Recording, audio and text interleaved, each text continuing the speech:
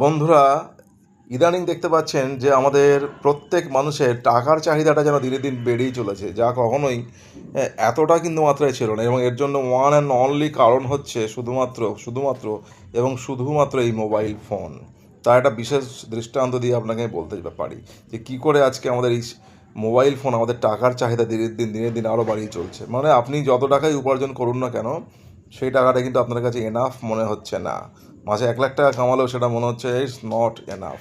কেন এরকম মনে হচ্ছে? তার প্রধান কারণ হচ্ছে মোবাইলে আপনি দেখছেন অনেক বড় বড় মানুষের সুন্দর সুন্দর সেলিব্রিটিদের জীবনযাত্রা, এবং সেই জীবনযাত্রা দেখে আপনার মনে হচ্ছে যে আমিও যদি এরকম জীবনযাত্রা করতে পারতাম, আমিও যদি আমার একটা হলিডে ডেস্টিনেশন সুইজারল্যান্ডে কাটাতে পারতাম, আমিও যদি এরকম একটা গাড়ি কিনতে পারতাম, আমিও যদি এরকম সুন্দর একটা বাড়ি বানাতে পারতাম, সুইমিং পুল থাকতো। তো এই ধরনের যে চাহিদা আমাদের ক্রমাগত বৃদ্ধি পাচ্ছে মোবাইল দেখে।